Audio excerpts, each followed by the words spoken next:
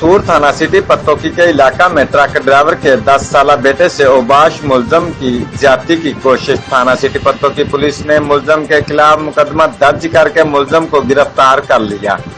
बच्चे की वालिदा ने वजीर आला पंजाब से फौरी तौर पर नोटिस और इंसाफ का मुतालबा किया है।